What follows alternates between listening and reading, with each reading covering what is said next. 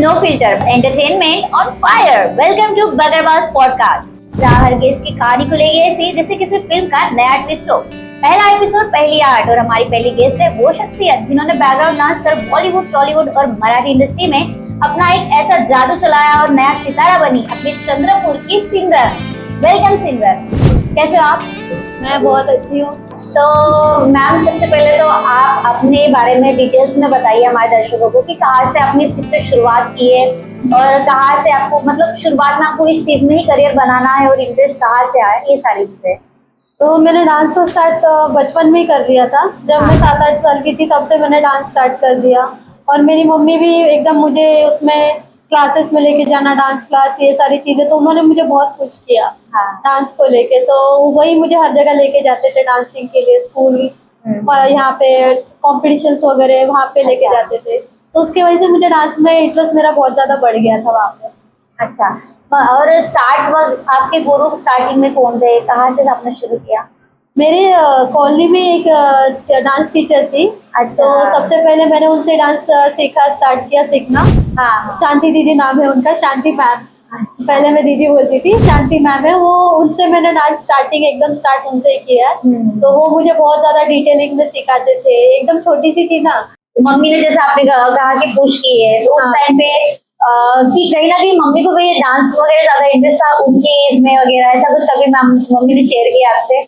ऐसा तो कुछ नहीं, मैंने उन्हें पूछा था तो उन्होंने बोला कि तो तेरे अंदर मुझे डांस का ज्यादा इंटरेस्ट दिखा तो मैंने ज्यादा पुश किया उसमें। ये भी ज्यादा इम्पोर्टेंट है क्योंकि आजकल के जो पेरेंट्स है ना, कई बार ऐसा होता है कि नहीं, आप सिर्फ एजुकेशन को ज्यादा प्रायोरिटी देते हैं मगर बच्चों के स्किल को ज्यादा इम्पोर्टेंट देना चाहिए। तो ये काफी ज्यादा बहुत अच्छी बात है आपके मम्मी के लेकर, आपके पेरेंट्स को लेकर। एक प्राउड फील तो जरूर होता होगा इस बात को भी लेकर कि मम्मी ने आपके स्किल को ज्यादा इम्पोर्टेंट दिया और उस कारण आप आज इस जगह पर मौजूद हो। और जैसा कि आपने कहा कि आपकी डांस की जो करियर है मेन, कि आपने डांस को ही चुना, तो कब आपको ऐसा लगा कि नहीं यहाँ पर मैं करियर बना सकती हूँ? एकदम स्टार्टिंग मेरा हुआ जब मैं कॉलेज में थी, पॉलिटेक्निक में थी, जस्ट 18 प्लस हुआ था। तब मुझे ऐसा ऑफर आया था कि रामोजी फिल्म सिटी जो हैदराबाद में है। तो मुझे पता चला कि वहाँ पे डांसर्स की रिक्वायरमेंट है ये वगैरह। और उस टाइम मुझे कुछ भी नॉलेज नहीं था, जीरो नॉलेज की क्या होता है, कैसे होता है। और बहुत सारे मिसअंडरस्टैंडिंग भी होती है कि वहाँ पे तो नहीं है। कि बहुत सारे लोग बोलते थे वहाँ पे डांसर को लेके रैगिंग होती है। हाँ, जो जूनियर्स रहते हैं उनके साथ बहुत कुछ ऐसे मिसबिहेव वगैरह होते हैं। थोड़ा बहुत तो डर एकदम लाजमी है। थोड़ा सा तो डर था, लेकिन मेरे साथ मेरी मम्मी आई थी जब वहाँ पे ऑडिशंस वगैरह था, तो वहाँ पे ऑडिशन दिया, फिर वहाँ से स्टार्ट किया मैंने। और डांसिंग में बहुत सारी चीजें होती है ना, जैसे सिर्फ बैकग्राउंड डांसिंग नहीं। पहले रामोजी फिल्म सिटी में एक शो रहता है वहाँ पे, एक स्टेज शो। तो वहाँ पे किया, फिर वहाँ से मेरे कॉन्टेक्ट्स बढ़े कि और भी क्या चीजें हो सकती है, एक्सप्लोर ज्यादा वहाँ से हुआ। अच्छा। उसके बाद फिर मैंने बैकग्राउंड डांसिंग में एंटर किया जब मुझे पता चला कि हाँ मेन फिल्म इंडस्ट्री में भी ऐसे डांसर्स होते हैं बैकग्राउंड डांसिंग में। तब तक तो कुछ पता ही नहीं था। आपको कैसे पता चला कि यहाँ पर ऑडिशंस होने वाले हैं इस फिल्म के लिए वगैरह? मतलब स्टार्ट कैसे किया आपने इस चीज में? मेरे मतलब जैसे मैं कॉम्पिटिशन्स में जाती थी तो मेरे कॉन्टेक्ट्स थे। तो उनमें से ही मुझे एक सर ने मुझे बोला था कि ऐसा ऐसा है, ऑडिशंस है, आप एक बार ट्राई करो। अच्छा। तो फिर मैंने जस्ट ट्राई किया कि चलो करके देखते कैसा होता है। वैसे तो इंटरेस्ट ऑलरेडी था ही, आपको वो स्किल भी थी। तो चलो अच्छा है। मगर फिर जब आप फर्स्ट टाइम ऐसा हुआ कि चलो आप इसके लिए फाइनल हो चुके हो इस मूवी के लिए, तो उस टाइम पे जैसे आपने कहा कि मम्मी ने ज्यादा सपोर्ट किया है आपको अभी तक, तो उस टाइम मम्मी का क्या रिएक्शन था कि नहीं चलो फाइनली आप इस चीज के लिए साइन हो चुके हो? हाँ, तो डायरेक्ट मूवीज के लिए नहीं, वो कैसे होता है जैसे रामोजी फिल्म सिटी, वो एक मतलब एंटरटेनमेंट सेक्टर है ना। तो वहाँ पे एक स्टेज होता है जहाँ पे सिर्फ डांसर्स परफॉर्म करते हैं। जो भी गेस्ट आते हैं वो आते हैं, देखते हैं, डांसर्स परफॉर्म करते हैं। हमारा सेम रूटीन चलता है पूरे साल। एक दिन में 2-2, 3-3 शोज होते हैं।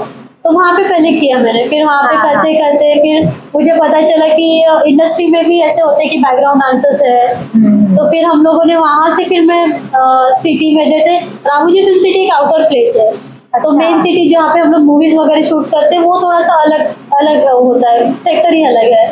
तो वहाँ पे भी फ्रेंड्स बने, फिर वहाँ पे भी जाके हमने किया कि चलो वहाँ पे करते मूवीज में वगैरह ट्राई करते बैकग्राउंड्स पे, तो वहाँ से धीरे धीरे कॉन्टेक्ट बढ़ते गए और हम लोग करते गए। तो उसमें आपको पहले से ही खुद को भी प्रिपेयर करना होता होगा कि मतलब, क्योंकि जब आपको आर्टिस्ट को सिखाना है और सपोज अगर आर्टिस्ट को ही डांस के मूव्स बिल्कुल ही जमते नहीं और लाइफ में वो खुद भी फर्स्ट टाइम कर रहा होगा, तो उस टाइम कितना ज्यादा चैलेंजिंग हो जाता है वो चीज। उस टाइम तो बहुत चैलेंजिंग होता है, बट हम लोग ये सोचते कि क्योंकि मूवी सीरियल का रिक्वायरमेंट क्या है ना कि वो एक फीलिंग है, जैसे कि अगर कोई सिचुएशन है जैसे होली का सिचुएशन है, तो वहाँ पे हमें हीरो हीरोइन को दिखाना पड़ता है कि वो डांस कर रहे हैं, एंजॉय कर रहे हैं। तो उसमें क्या होता है कि हमें डांस इतना इम्पोर्टेंट नहीं है, उनका वो फीलिंग ज्यादा, उनका वो जो फीलिंग है वो दिखाना ज्यादा इम्पोर्टेंट है होता है। और साउथ वाले बिल्कुल कॉम्प्रोमाइज नहीं करते, उन्हें बेयरफुट चाहिए, मतलब वो कितना भी फ्लोर कितना भी गर्म हो या खराब हो, उसमें कुछ भी है तो उनको उनसे मतलब नहीं, उनको मतलब उनका ये प्रॉपर चाहिए, तो वो अपने डांस में बिल्कुल कॉम्प्रोमाइज नहीं करते। तो वो हमें कराते, धूप में हो, सेट में हो, पानी में हो। पुष्पावन में भी हम लोग ऑलमोस्ट 6-7 घंटे पानी के अंदर ही थे, वो नदी में थे। जो पुष्पा का जो सॉन्ग था उसमें हम लोग। बाकी कोई ऐसी स्टोरी इंटरेस्टिंग उस पुष्पा मूवी को लेकर कुछ ऐसा हुआ? पुष्पा में तो यही हुआ था कि मतलब पानी में हम लोग 7-8 घंटे थे और मैं 7-8 घंटे 7-8 घंटे मतलब 7-8 4-5 घंटे बिना पानी से निकले हम लोग अंदर ही थे पानी में। तो उसमें ऐसा हुआ कि वो पानी का वेव बहुत ज्यादा बड़ा था। अच्छा। तो एक टाइम ऐसा है कि मैं बह गई। फिर वहाँ पे हमारे साइड में ये रखते हैं ना, लाइन्स वगैरह रखा है, डोरी वगैरह, तो वो पकड़ लिया था। आपको स्विमिंग आती है? नहीं। अरे बाप रे, तब तो फिर बहुत ज्यादा डर गए होंगे आप, मैं क्या करूँ। बहुत मतलब उसमें तो बहुत मजा आया था। अच्छा, बाद में फिर बहुत मजा आता था, अरे हाँ ये उस टाइम भी यही हुआ था, आपने अभी ज्यादा। हाँ बहुत मजा आया था उसमें। हाँ, तो मैम जैसे आपने बोले कि आपने बाकी इंडस्ट्री में तो की है, बट मराठी में और स्पेशली महाराष्ट्र तो लावनी, तो लावनी आपके लिए कितने ज्यादा चैलेंजिंग होती है जब आप डांस के लिए एज ए आर्टिस्ट बोलो या बैकग्राउंड डांसर बोलो, और एक मतलब परफेक्ट आपको वहां पर दिखना है, तो उस चीज के लिए कितना ज्यादा चैलेंजिंग होता है लावनी देखा जाए तो? लावनी ऐसे नॉर्मली तो चैलेंजिंग थोड़ा है, क्योंकि उसमें ना एक्सप्रेशन के साथ खेलना है। डांस तो चाहिए उसको, बट एक्सप्रेशन के साथ खेलना है, पब्लिक के साथ ज्यादातर महाराष्ट्र पब्लिक लावनी को लेकर बहुत ज्यादा ये होती है, तो उस कारण उसको ज्यादा सही रखना और एक परफेक्ट लुक रहना वो भी ज्यादा इम्पोर्टेंट होता है। तो उसमें कैसे लावनी में ज्यादातर ये होता है कि एंटरटेनमेंट, मतलब थोड़ा सा नॉटी, थोड़ा सा ज्यादा मस्ती मजाक वाला जो रहता है ना, एकदम इंजॉयमेंट वाला, वो फील चाहिए उसमें, और ताकि पब्लिक भी उठ के आपके साथ नाचे। हाँ, और ऐसा है ना हमारा पब्लिक के साथ भी इंटरेक्शंस ऐसे रहते हैं, स्टार्टिंग से लेके तो एंड तक वो कंटिन्यू उनको एंटरटेन करना उनका वैसा रहता है कि वो एंटरटेनमेंट एक सेक्शन चाहिए उनको उसमें। और मैं ऑलमोस्ट मैं बचपन से मैं ना क्लासिकल, सेमी क्लासिकल, लावनी, मुजरा, यही सब डांस फॉर्म में करती थी। हाँ, तो जब मुझे मराठी इंडस्ट्री से ऑफर आया कि आपको लावनी करना है, तब तो मैं बहुत ज्यादा खुश हो गई, क्योंकि मुझे मेरा डांस फॉर्म मिल गया। और मुझे जानना था कि जैसा आपने इतने सारे इंडस्ट्री में वगैरह अभी काम कर चुके हैं और कई सारे अभी तो बाकी ही आपके कुछ जो है रिलीज होने की है, तो अभी तक का आपका एक्सपीरियंस कैसा रहा, और अगर हमारे कोई दर्शक है जो इस फील्ड में आना चाहते हैं तो शुरुआत कैसे कर सकते हैं? शुरुआत सबसे पहले तो हमें डांस में बहुत अच्छा करना पड़ेगा, एकदम स्किल वाइज अच्छे से रखना पड़ेगा। और दूसरी बात, मतलब डांस में पहले तो बहुत कम अपॉर्चुनिटीज थी, पहले हमें पता ही नहीं था कि बैकग्राउंड डांसिंग होता है, नहीं होता है, मतलब मुझे भी सारी चीजें भी होती है। जब तक मैं रामोजी फिल्म सिटी में गई तब तक मुझे नहीं पता था कि इसमें भी कुछ करियर हो सकता है या कुछ हो सकता है, बट अभी बहुत सारे ऑप्शंस है। डांस क्लासेस तो नॉर्मली लेते ही है, अभी संगीत कोरियोग्राफीज में भी बहुत ज्यादा अपॉर्चुनिटीज है, संगीत कोरियोग्राफी तो बहुत ज्यादा चल रहा है। आपने नागिन, कुमकुम भाग्य जैसे टेली सोप में वर्क किया है, तो उस टाइम का एक्सपीरियंस आपका कैसा था? कि मतलब ठीक है चलो फिल्म इंडस्ट्री से थोड़ा हटके एक चीज है, तो आपका डेली शेड्यूल, फिर उसका वर्क, जैसे आपने बोला कि काफी कम समय मिलता है ये सारी चीजें करने में, तो उसका एक्सपीरियंस कैसा था? वहाँ पे किस तरीके का काम होता है? वहाँ पे हमारा ऐसा होता है ना कि पहले हम लोग जब जाते हैं सेट पे, हमें भी पता नहीं होता है कि सॉन्ग्स क्या है, फीलिंग्स क्या है। हम लोग वहाँ पे जाते हैं, फिर हमें डायरेक्टर वहाँ का देते हैं सिचुएशंस वगैरह कि ये सारी सिचुएशंस है हमारी, और इस पे हमें कोरियोग्राफी चाहिए, तो वो ऑन द स्पॉट कोरियोग्राफर और हम लोग दोनों मिलके कोरियोग्राफी कर लेते हैं वहाँ पे। फिर उसके बाद हम लोग आर्टिस्ट के पास जाते हैं, और आर्टिस्ट के पास जाकर भी ऐसा होता है ना कि उनके कुछ सीन शूट्स होते रहते हैं, उनका कुछ और रहता है काम, तो वो लोग भी बिजी होते हैं, तो उसमें भी हमें मतलब वो टास्क होता है क्योंकि उनको वो भी बिजी होते हैं। अच्छा, तो उसके मतलब बीच में उनका भी टाइम मिलना चाहिए, लिमिटेड टाइम होता है ना, उनके पास भी और हमारे पास भी। तो वो आपके लिए वो ज्यादा और चैलेंजिंग बन जाता होगा फिर, क्योंकि आपको भी लिमिटेड टाइम है और उनका भी दूसरा शूट चल रहा है, तो उस टाइप का रहता है। हाँ, उस टाइप का तो उधर थोड़ा चैलेंज हो जाता है, बट बहुत सारे आर्टिस्ट बहुत अच्छे भी होते हैं, फटाफट कर लेते हैं। अगर नहीं होता है तो फिर हम लोग फिर उसे थोड़ा सा मिनिमाइज कर देते हैं, कोरियोग्राफीज को वगैरह थोड़ा कम कर देते हैं। आपको इतने सारे अवार्ड्स वगैरह मिले हैं, उस टाइम का आपका एक्सपीरियंस कैसा था? फर्स्ट टाइम जब आपको एक अवार्ड मिला, गुरु शिष्य गुरु सम्मान, यस हाँ, गुरु सम्मान, उस टाइम पे आपका कैसा ये था, मतलब कैसा लगा था दिल में? तब मुझे बिल्कुल उम्मीद नहीं थी, क्योंकि मैं बहुत तब 17-18 ईयर की थी।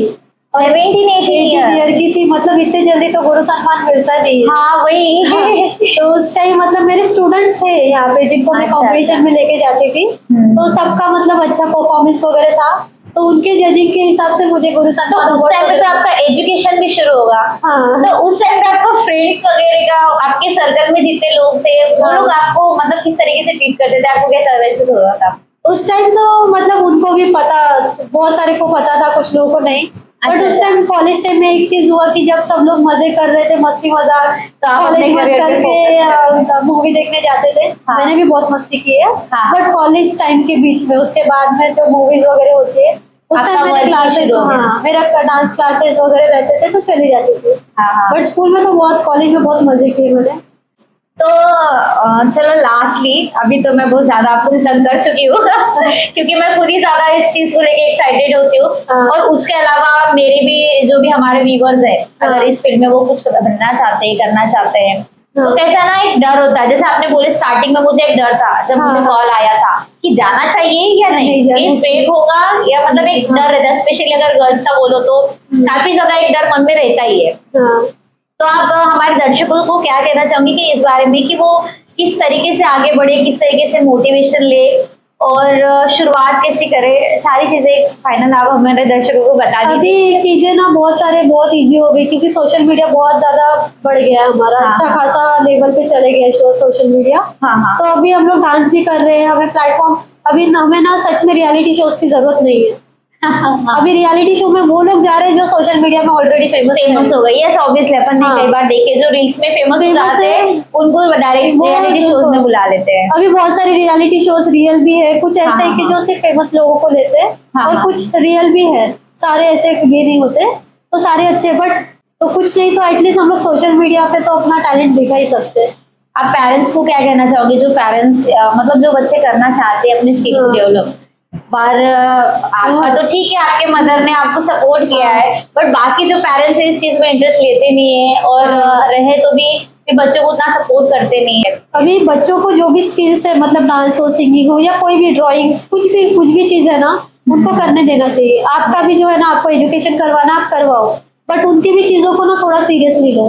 अभी अपने स्कूल कॉलेज की जो एजुकेशन है वो इम्पोर्टेंट है, बट उसके साथ साथ कुछ अदर एक्टिविटीज भी बहुत ज्यादा एक्टिविटीज को, पर इंडिया में ऐसा ही होता ही है कि वो ज्यादा स्किल को मतलब प्रायोरिटी नहीं देते, ज्यादा एजुकेशन को ही प्रायोरिटी देते। दोनों चीजों को बैलेंस रखना चाहिए कि अगर बच्चा स्कूल भी कर रहा है और ये भी कर रहा है तो करने दो, ऐसा नहीं कि ज्यादा हेडेक है, करने दो। बस अपने स्किल को और ज्यादा डेवलप करते रहना चाहिए, अपने आप को एक्सप्लोर करना सीखना चाहिए बिना डरे, है ना। तो ये थे हमारे साथ सिमरन, और हम फिर एक ऐसे नए गेस्ट के साथ मिलेंगे जो आपको मोटिवेट करे, आपके इंस्पायर्ड रहे, और आप बने रहिए हमारे बकरबाज चैनल के साथ, पॉडकास्ट के साथ। So thank you very much Simran ji, नमस्कार। Thank you so much ma'am. बकरबाज।